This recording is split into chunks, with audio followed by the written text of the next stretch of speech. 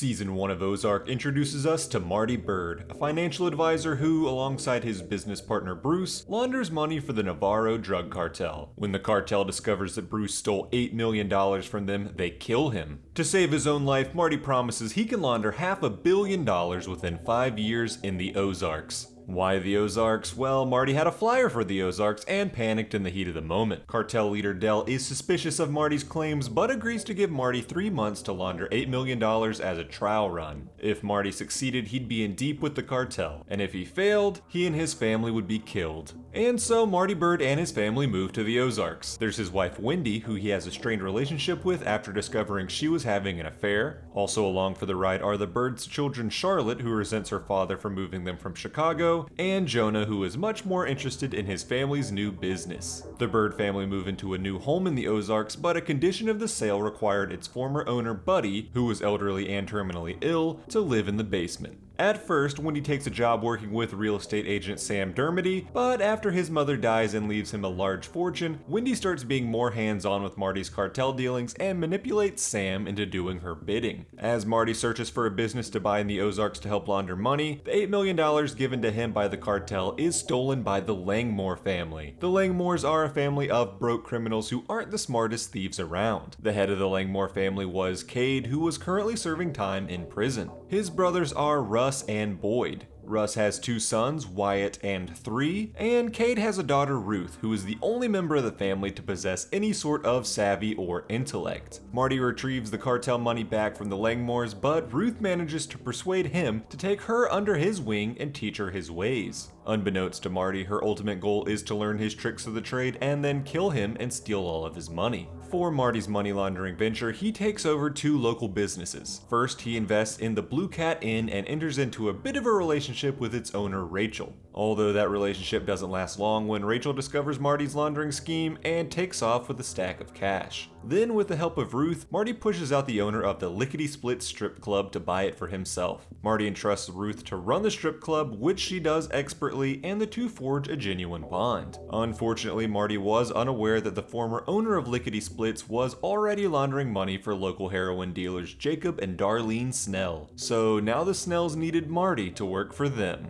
And the complications don't stop there. Marty realizes that a church would make for a great money laundering system and offers to help build one for Pastor Mason Young, who currently preached to boats on a lake. Unbeknownst to Mason and Marty, the Snells use these boat gatherings to distribute heroin on the open water. Taking Mason's preaching to land would be another massive hit to the Snell business, and so they threatened to cut the baby out of Mason's pregnant wife's stomach if the church building wasn't scrapped. And though the church isn't built, Mason can't bring himself to return to preaching on the lake if it was being used for heroin distribution. And so, upon his refusal to preach, the Snells make good on their threat and kill Mason's wife and deliver to him his newborn baby, Zeke. And if all of that wasn't enough drama for Marty and his family, the FBI was looking into his ties to the Navarro drug cartel due to Marty's old business partner Bruce secretly being an informant. Agent Roy Petty heads to the Ozarks to find enough evidence to catch Marty, going undercover as a tourist who starts paying Russ Langmore to be his fishing guide. Throughout their time together, Petty initiates a romantic relationship with Russ that at first is strictly for the case, but grows into something genuine. Under the instruction of Cade, Ruth and her uncles conspire to kill Marty by electrocuting him. When Russ confesses this to Petty, the FBI agent secretly intervenes to save Marty's life. Petty then blows his cover to Russ and explains that he recorded Russ's confession on the Marty Byrde murder attempt. But instead of turning into an informant like Petty hoped, Russ and Boyd plan to rob and kill Marty, then run away. Ruth discovers her uncle's plan and sabotages them, killing them both before they can kill Marty. Marty then successfully launders the full $8 million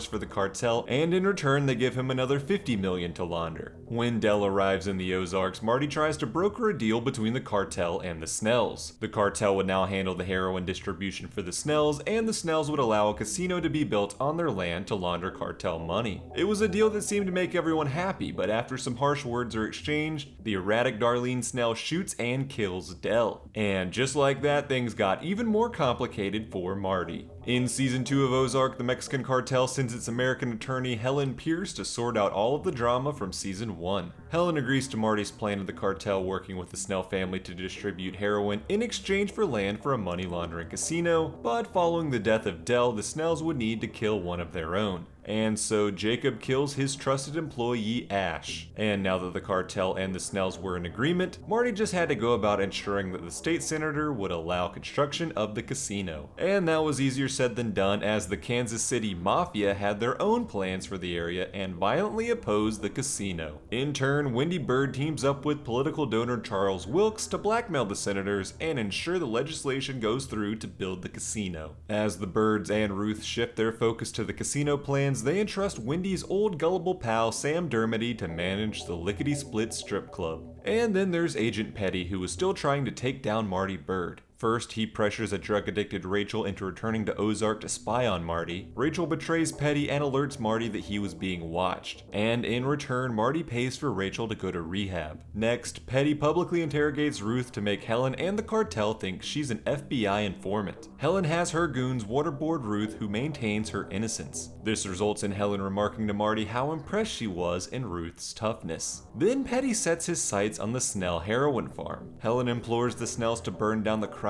but Darlene resists. So the Byrdes send Buddy to burn the crop before the FBI can investigate. Unfortunately for Buddy, his heart gives out after successfully saving the day. After his many failed attempts to take down the Byrdes, Petty leaves the Ozarks and becomes a joke to the FBI. Darlene Snell is furious about her crops being burned and starts lacing the heroin they supply to the cartel with fentanyl, causing many users to OD. Marty and Helen then threaten Jacob with eminent domain, claiming the government could seize the Snell land if they didn't want to sell. Jacob agrees to cooperate with Marty and the cartel and resolves to kill Darlene to keep the peace. But Darlene discovers Jacob's plan and poisons her husband before he can kill her. Elsewhere in season 2, Wendy Byrde runs into Mason Young, who is now homeless and preaching on the street with his baby Zeke in tow. When the police take Zeke into custody, a distraught Mason holds Wendy at gunpoint and demands that Marty bring Zeke back to him. Marty and Wilkes manage to secure the release of Zeke to bring him back to Mason, but in the confrontation, Marty is forced to kill the pastor to save his wife. Marty and Wendy then take Zeke in as their own. When the complete wildcard Darlene comes around wanting to take Zeke for herself, the Byrdes have no choice but to hand over the child in the hopes of calming the heroin producer down. Also in season 2, Cade Langmore is paroled from his prison sentence to look after Wyatt and 3 following the death of their father Russ. Cade's freedom causes a lot of problems for Ruth, who is on a successful path following Marty, but her father is constantly trying to get her to betray her employer and steal his millions. Ruth has proved herself valuable to the cartel, and when Marty makes plans to get out of the money laundering game and flee to Australia with his family, it's Ruth he plans to leave his empire with. This spurns Ruth to finally tell her father off to officially side with Marty. In retaliation, Cade seeks out Agent Petty to offer his assistance in taking down the Byrde family. When Petty refuses, Cade snaps and kills the FBI agent. Cade is then forced to flee the Ozarks, but before he leaves, he tries to blackmail Ruth into giving him some money by threatening to tell Wyatt and 3 that she was responsible for their father's death. Ruth balks at her father's extortion attempt and mournfully confesses to the cousins herself. And so Cade leaves town, but on the way out, he is ambushed and killed by the cartel at the request of Wendy. And then Wendy informs Marty that the family would not be fleeing to Australia, but would instead be staying put in the Ozarks. This shakes Marty, who begins to fear that his wife has gone too far. And to make matters worse, Kansas City Mafia leader Frank Cosgrove arrives and blows up Marty's office as a warning to Marty that their dissatisfaction with the casino development was far from resolved. In season 3 of Ozark, Marty Byrde is doing everything he can to keep his affairs in order and his family safe. He pays off the Cosgrove family and the KC Mafia and even offers them a percentage stake in the newly opened Missouri Belle Casino. FBI agent Maya Miller begins looking into the Byrdes' financial records in order to prove they were laundering money, so Marty has to navigate a vigorous investigation. And Marty agrees to enter couples therapy with his wife Wendy, but secretly pays off their therapist Sue for her to sway their sessions in Marty's favor. But for all of Marty's efforts, the Byrde family find themselves in constantly escalating dangers. To solve the problem of FBI agent Miller looking into the casino finances, the Byrdes and Ruth must come up with new ways to help launder money. First, they try smurfing, hiring teams of people to make bets and lose small amounts every day, and eventually they escalate to having Wendy's old gullible pal Sam Dermody, now engaged to a stripper, to bet big and lose large sums of his fortune with the promise of being reimbursed by the Byrdes. When Agent Miller catches on to the scheme, she has Sam arrested.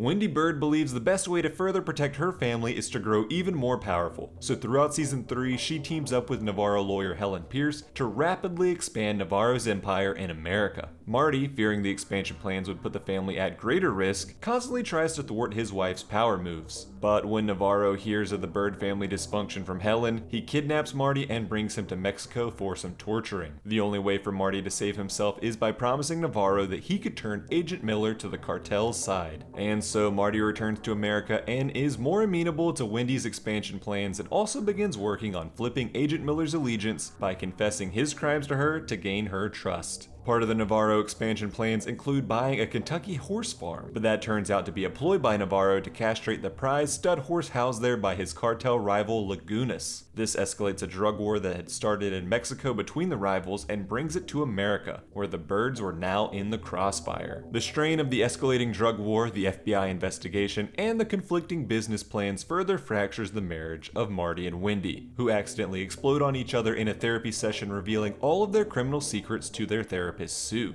Marty pays Sue off to stay quiet, but Helen has Navarro enforcer Nelson kill the therapist to ensure her silence. Making things even harder for the Byrde family to navigate is the arrival of Wendy's brother Ben. Ben discovers the truth about Marty and Wendy's various criminal affiliations and ingratiates himself into the family business. When he strikes up a romantic relationship with Ruth, he stops taking his bipolar medication and his erratic behavior begins to become a liability. Meanwhile, the KC Mafia head Frank Cosgrove has his men transporting money for the Byrdes. At a money drop-off between Ruth and some Cosgrove men, the Lagunas cartel shows up and opens fire, killing the Mafia members while Ruth narrowly escapes thanks to some help from Ben and Jonah, who were observing the meeting with Jonah's drone. The business partnership between the Mafia and the Byrdes becomes increasingly strained due to Cosgrove's hot-headed son Frank Jr. constantly creating conflict with Ruth. He starts a scene at the casino and needs to be thrown out by Ruth. His men are constantly disobeying Ruth's money drop protocols, and he even begins loan sharking at the Missouri Belle against Marty and Ruth's wishes. Eventually this escalates to Frank Jr. beating Ruth to near death.